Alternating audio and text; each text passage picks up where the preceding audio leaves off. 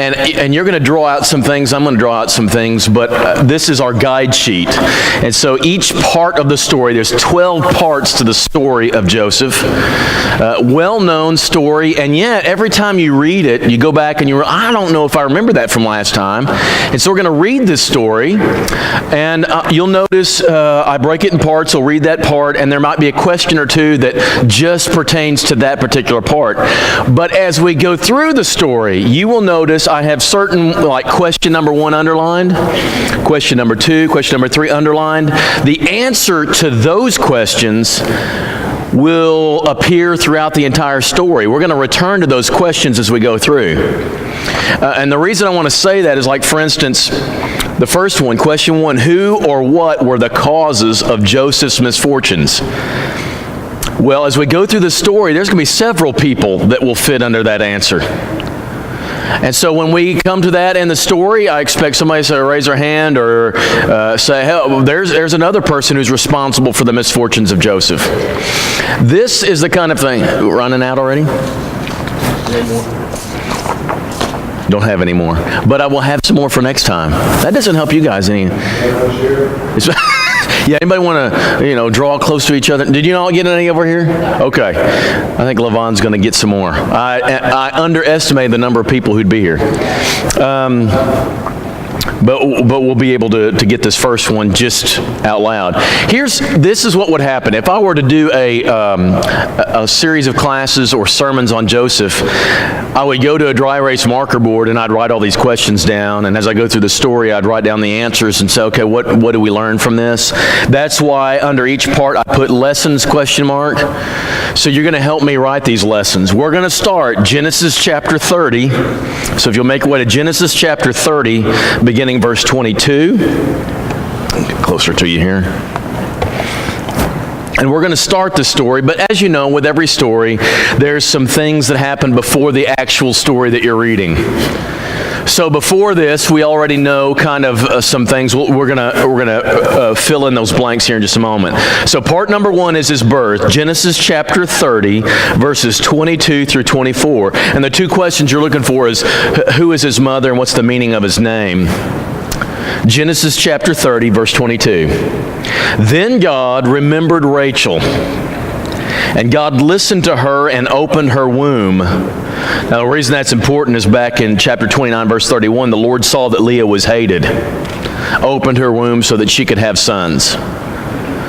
So I'm going to ask you to fill in the story here in a minute. But Leah conceived and all that. Well, God remembered Rachel. God listened to her, opened her womb. She conceived and bore a son and said, God has taken away my reproach. And she called his name Joseph, saying, may the Lord add to me another son. Now, okay, the mother's name was Rachel. This is child number 1 for her.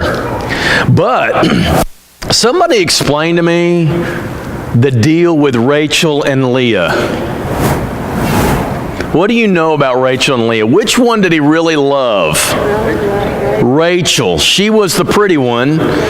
Leah was what was called weak-eyed. I don't really know what that means other than she wasn't easy on the eyes kind of thing, right? But when he married her and goes into the tent, it was Leah, and because you got to marry one before the other. And so he ends up with 2 women, and Oak Ridge boys are right. Trying to love 2 women is like a ball and chain. And so it starts this chain reaction of bad stuff as these 2 women try to fight over the affection of the husband. Leah desperately wants her husband to love her, and he never does. And you can tell it as you trace the name of these children. It's the residue of this thing. Now he'll love me. Now he'll love me. Now he'll love... No, he never does.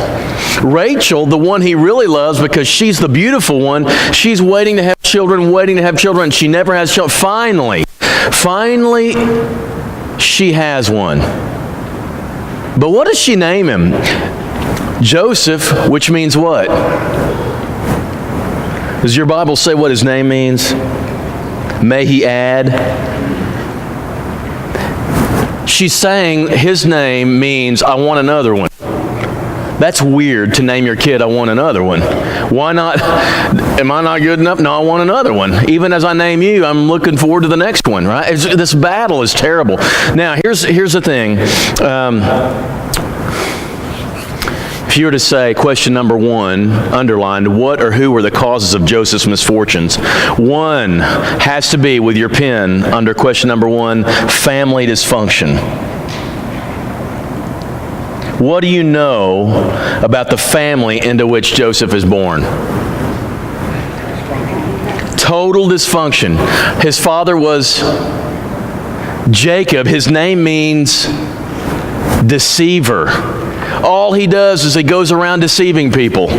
He tricks people and he tries to get his way and he's underhanded and he's a real piece of work, and that's his daddy.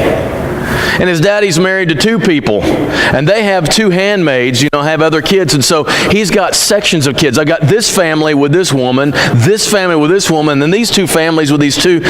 What does that do to a kid? Anybody think a guess? Want to tell you, what's that do to you?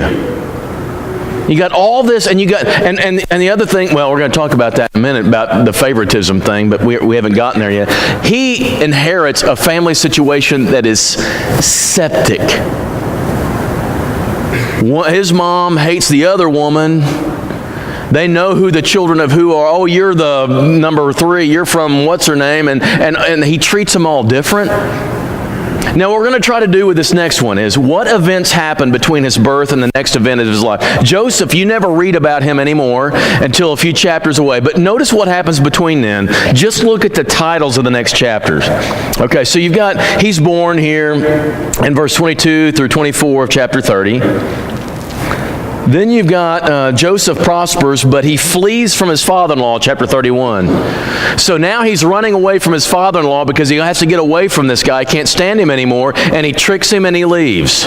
So now he's leaving the where Joseph was born. I have no idea how old Joseph is at this time, but that's a whole long chapter 31. What happens to chapter 32? What do you know? Just look at your titles of your chapters. He's going to go back to Esau. Now, he tricked Esau already, and he's got this hate, or he's got this fear, but he's going to go try to go to the family reunion where his brother hates him. Anybody ever gone to a family reunion? You have people that hate you? This is not a good journey. But he's going to go back. So even before we hear about Joseph again, he's got this conflict with his grandpa, Joseph's grandpa, and then we've got this thing with Esau, which is his uncle, right? Then you've got Jacob wrestling with God and changing his name. Chapter 33, the thing with Esau turns out okay. But do you remember how he prepared to meet Esau? I'm asking you to put your thinking caps on here. I'm going to split them up, and the people I like the best I'm going to put in the back, and the people I don't care to lose are in the front. I'm going to march here, and that way if they take out the first 2 groups, ain't no big deal. I can still run with the people I really care about. Where's Joseph? He's way in the back.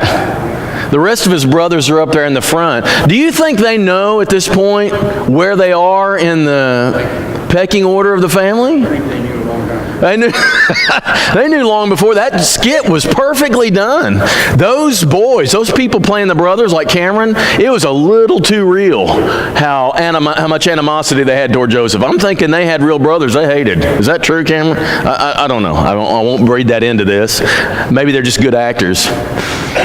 But there's this animosity stuff, and it's brewing. It is like a terrible brew there, right?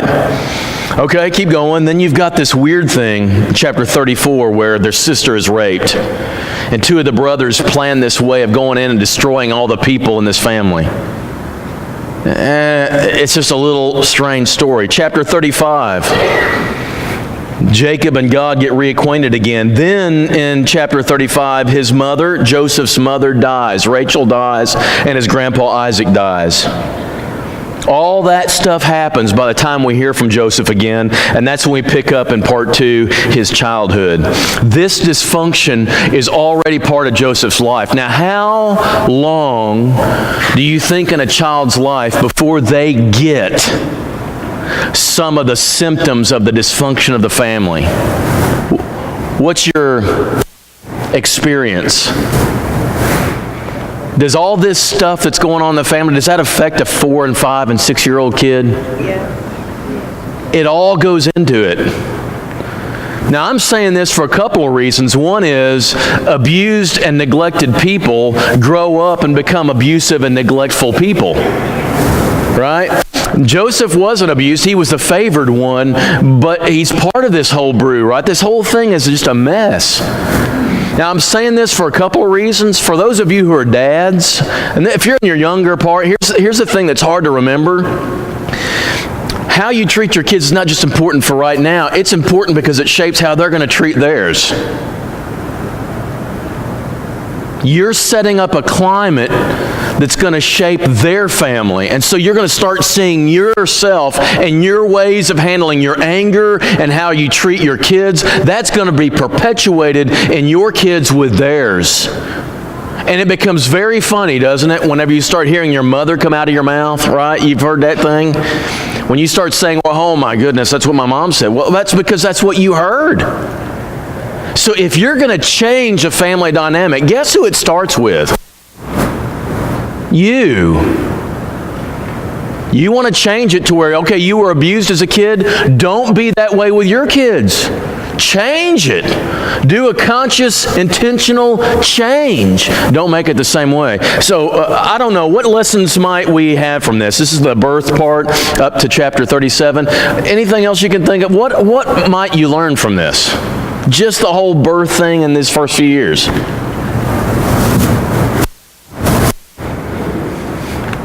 Okay, good enough for me. Me too. The story really is going in chapter 37, so join me at chapter 37. This is part number 2. We're going to talk about what we learn about Joseph from this account. And the next 2 questions, question 2, question 3 underlined, are part of this too. So chapter 37, verse 1. Jacob lived in the land of his father's sojournings in the land of Canaan. These are the generations of Jacob.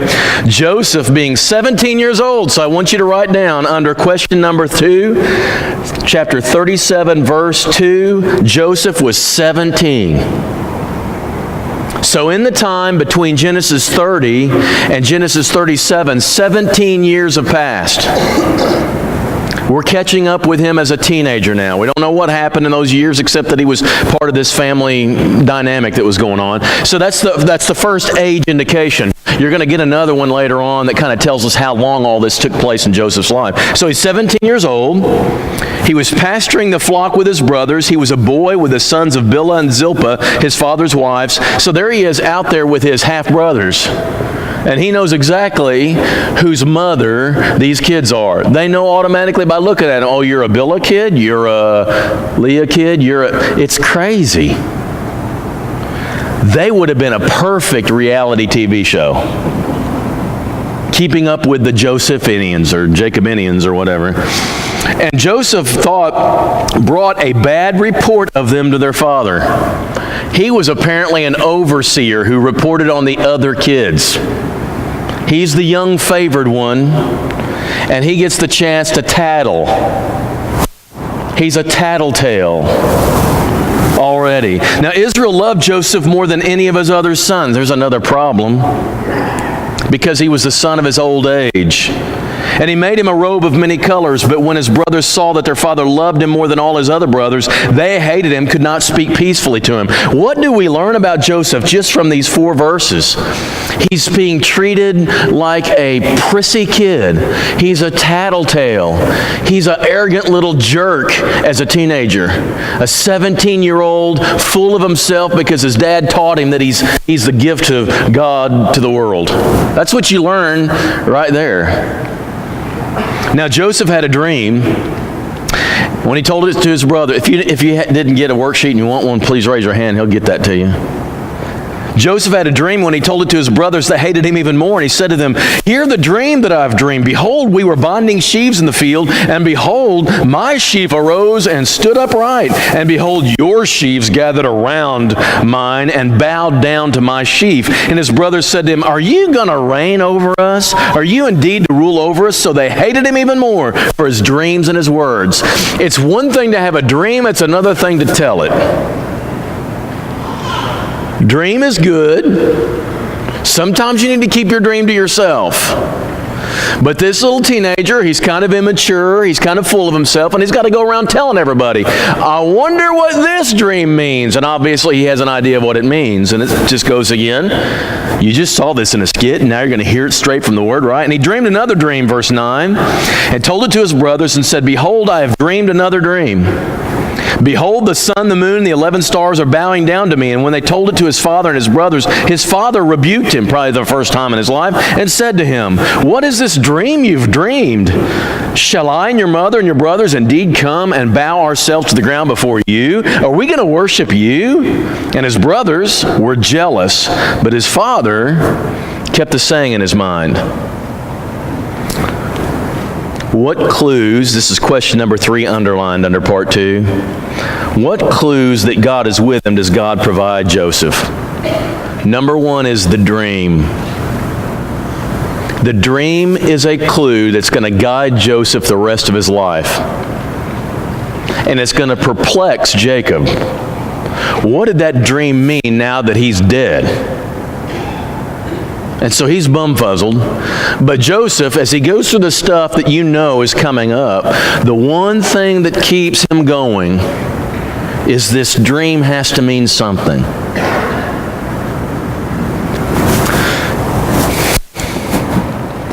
What do we learn from this account? Joseph is immature. Joseph is a spoiled brat. Joseph is not real tight with his brothers. There's a huge rift between them. Some of it's his fault. Some of it's just the fact that you're raised in this volatile family atmosphere. What lessons can you learn from this?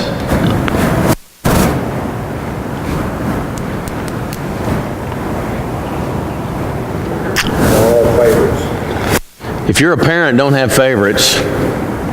I try to get parents in trouble all the time. I'll go into their house and say, which one of your kids is your favorite? I'll say this to grandparents, and they'll say, the one that's with me at the time. That's always a safe answer. There was a rift in in Melissa's family because when she turned 16, they got her a stick-shift Chevy Nova. Used. It had been wrecked. It was salvaged. When her brother turned 16, they got him a new truck. Because there are no used trucks to be found around here. This created tension that I can still bring up if they're together. And I'll say, what about that truck? And they go at it, and I just sit back and go, this is great. Right? I do that all the time. Because it's a tension thing. And they can explain however they want to.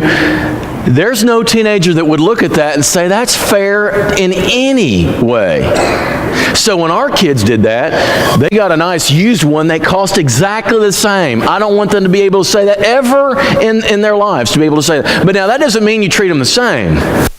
If you treat them fair, you'll treat them differently, considering who they are, because kids having the same mother, 2 boys having the same mother, those are 2 different animals altogether. Are they not right? So you got to figure out kind of how they're wired and all that stuff. But listen, if you treat one better than the other, if you think you're fooling them, you're only fooling yourself. They get the message loud and clear, and it creates some kind of tension that will last for years. I mean, these 2 kids my in-laws had are in their mid-40s. And I'm telling you, it is still an issue, this car back in 16, when they were 16. It's bizarre, and they've kind of gotten beyond it, but it's still there, and they still wonder about it. Be careful how you treat your kids. It shapes their character. So Joseph right now is a very immature, spoiled brat kid. We'd all agree to that, but he's got this dream in his head, and he's convinced it's from God. He's convinced of that, and it's a good thing, because we move on to part number 3. It starts at verse 12. Now, I want you to fill in these questions as we go along. The questions of who wanted to kill him, who objected and decided to throw him in the well instead, who suggested that they sell him, who were they going to sell him to, which one was absent at the sale, and did the brothers actually lie to their father? I want you to think about all these questions as we read the story. His brothers went to pasture their father's flock near Shechem, and Israel said to Joseph, "Are not your brothers pasturing the flock at Shechem? Come, I will send you to them." So now he's going to go do one of his overseeing roles of the brothers. And he agrees to go. So he said to them, "Go now and see if it is well with your brothers and with the flock, and bring me word." I'm not really sure why a dad would do this, but it's just for whatever reason he chooses to. So he sent him from the valley of Hebron, and he came to Shechem, and a man found him wandering in the fields. And the man asked him, "What are you seeking? What are you looking for?" "I am seeking my brothers," he said. "Tell me, please, where they're pasturing the flock." And the man said, "They have gone away, for I've heard him say, 'Let us go to Dothan.'" So Joseph went after his brothers and found them at Dothan. They saw him from afar. And before he came near to them, they conspired against him to kill him. They said, who did? Who conspired to kill him? It looks like all of them did. It looks like they're all kind of ganging up on him. So it looks like it's a joint effort that they're united in. Okay. They said to one another, "Here comes this dreamer." The dream is what ticked them off. "Come now, let's kill him, throw him into one of the pits. Then we will say that a fierce animal has devoured him, and we will see what becomes of his dreams." Just like the skit we saw. But when Reuben heard it, he rescued him out of their hands, saying, "Let's not take his life." Reuben is the one who didn't want to kill him. Reuben said to them, "Shed no blood, throw him into this pit here in the wilderness, but do not lay a hand on him, because he planned to rescue him out of their hand and restore him to his father." There is one of them that did not want to do this, for whatever reason. I would argue he knew what it would do to the father. So Reuben is the one who didn't want to do it. So when Joseph came to his brothers, they stripped him of his robe, the robe of many colors that he wore, and they took him and threw him into a pit. The pit was empty. There was no water in it. It was down at the bottom of the cistern. And then they sit down to eat. So they're going to eat and talk about this. And looking up, they saw a caravan of Ishmaelites coming from Gilead with their camels bearing gum, balm, and myrrh on their way to carry it down to Egypt. So some Ishmaelites. Tell me who Ishmael is. Abraham's other son. Is he the one that God favored? No. These two were going to be forever fighting against each other, which explains the Middle East even today, right? So this was like a part of the family we're estranged from. They didn't sell them to strangers. They sold them to estranged family members they didn't like. This is worse than selling to an absolute sadistic stranger. Let's just do the worst of the worst and sell them to these people who are not the favored people, and let God's favored son, one of them, serve God's unfavored son. Oh my goodness. You talk about this, he would have known how bad this was. Sold them to Ishmaelites. Okay. Then Judah said to his brothers, "What profit is it if we kill our brother and conceal his blood? Let's sell him to these Ishmaelites, and let not our hand be upon him, for he is our brother, our own flesh." And his brothers listened to him. He had just a very streak of nobility here. Let's not be guilty of his blood. Let's not kill him and be guilty of anything major. Let's just sell our brother. Kidnapping is better. Do what? Reuben the oldest? Reuben is the oldest. You got Reuben, Simeon, Levi, Judah, Gad, Naphtali, Gad, Asher, Issachar, Zebulun, Joseph, Benjamin. That's how it goes, right? You got all the... Now, which one of these brothers is in the line of Jesus? Judah. Joseph has nothing to do with the line of Jesus.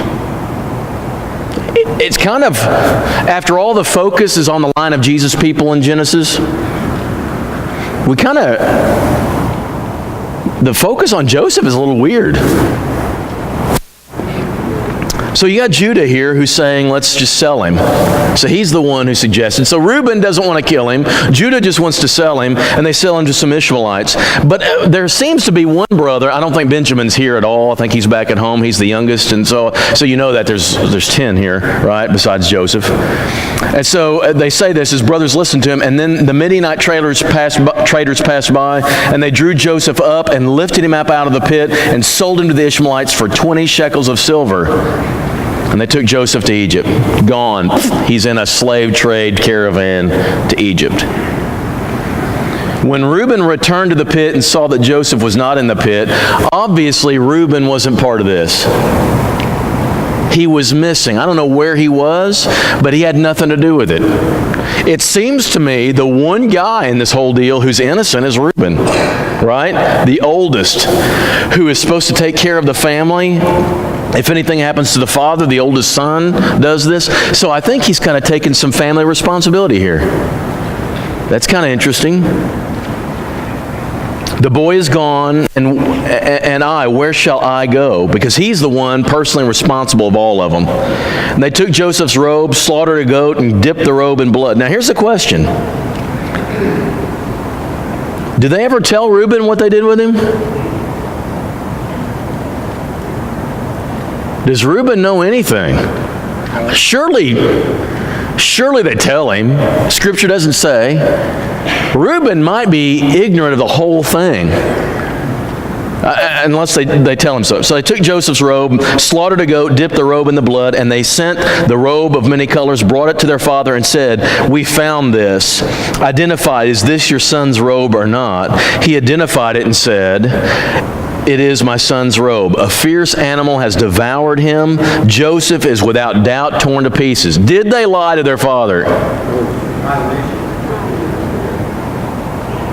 They didn't say a word. "Well, I wonder, Dad, whose coat's this?"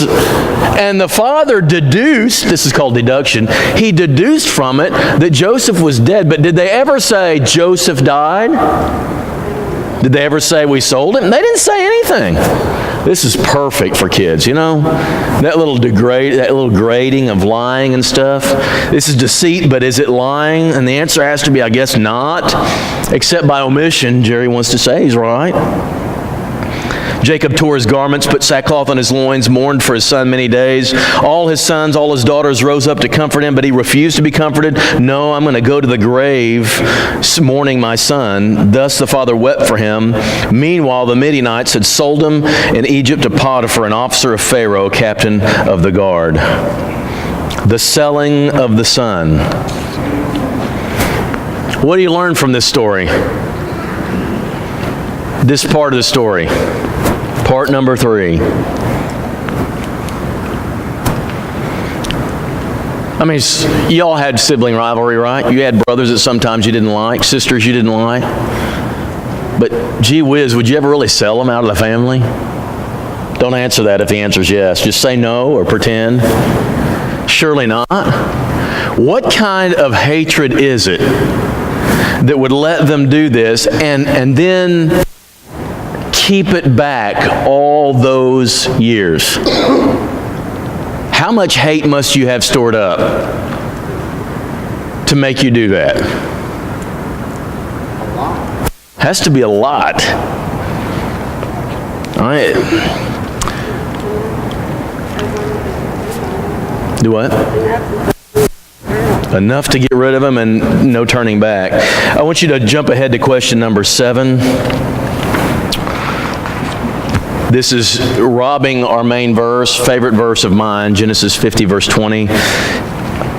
You meant it for evil, God meant it for good. Okay, they just sold him. So what others meant, the brothers meant to sell him to get rid of him. What did God mean for it?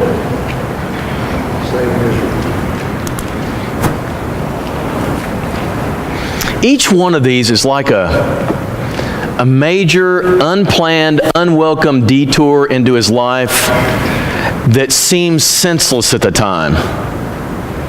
This is not what, you ever been driving along, you're on vacation or whatever, and you're driving and you're like men, you're clicking it off, you know, and then you come to a construction site and it's so frustrating because you have to stop for an amount of time as they fix this stupid road. It's never been completely fixed ever that you remember. What they're doing is they're slowing you down for now so that in the long run this highway will be of use to people. But right now is all you're really thinking. You're just thinking right now it's slowing me down from this trip.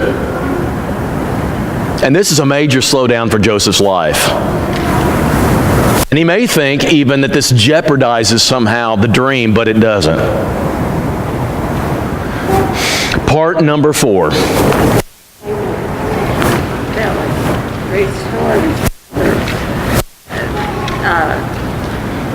After they were revealed, they now had a good rapport with their brother. Yes, that gets fixed at the end for sure.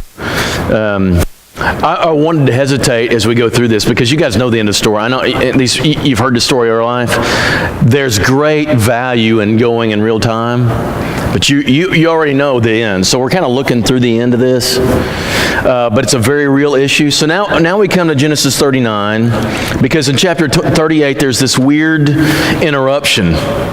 Now, just to keep you from losing sight of the Jesus line, he throws in the story of Judah.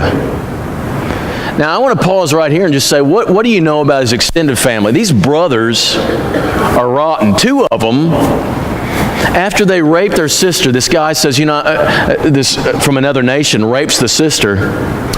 And they find out about it and they're furious, but the guy who raped her wants to marry her. That's a weird thing. I don't know what that is, but Jacob decides to let them marry his sister, this sister of theirs.